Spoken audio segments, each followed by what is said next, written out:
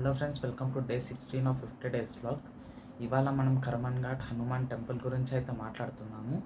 అది క్రీస్తు శకం 1148లో కాకతీయ రాజ్యాన్ని పరిపాలించే రెండవ ప్రతాపరుద్రుడు వేటాడి అలసిపోయి అక్కడ ఒక రాయి మీద పడుకున్నాడు. అప్పుడు ఇక లేనాయన అనే శబ్దం వినిపించింది.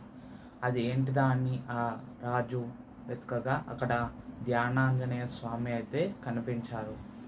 ఆ ఆంజనేయ స్వామికి ఘనంగా పూజలు నిర్వహించి ఆ రాజు అయితే వెళ్ళి నైట్ పడుకున్నాడు ఇంట్లో.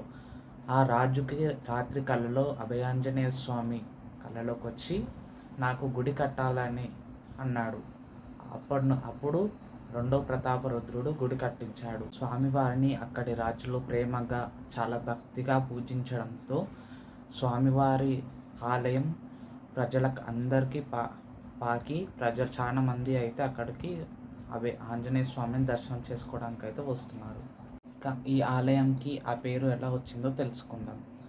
అది 17వ శతాబ్దం గోల్కొండ రాజ్యాన్ని పరిపాలిస్తున్న మొఘల్ పాలకుడు ఔరంగజేబ్ తన సైన్యాన్ని ఆ కర్మన్ ఘాట్ గుడిని ధ్వంసం చేయడానికైతే పంపిస్తాడు.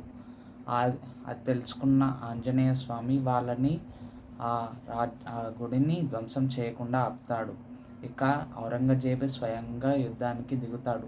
అప్పుడు పెద్ద స్వరంతో స్వామివారు ఇలా అంటాడు, మందిర్ తోడ్నా హేతో తుమ్ కరో మన్ గట్. అంటే మందిర్ని కూల్చాలంటే నువ్వు నీ మనసుని గట్టిగా చేసుకో అని. ఆ మన్ ఘట్ అనే పేరే ఇప్పుడు కర్మన్ ఘాట్ అనే పేరుగా మారింది. ఈ గుడికి రోజు వేలాది భక్తులు అయితే వస్తారు. శనివారం మంగళవారం అయితే చాలా మంది వస్తారు. ఈ రోజుకి ఇంతే బ్లాగ్. రేపటి బ్లాగ్లో మళ్ళీ కొత్త వీడియోతో కలుసుకుందాం. ఈ గుడి చరిత్ర చెప్పడంలో ఏదైనా తప్పు మాట్లాడి ఉంటే క్షమించండి.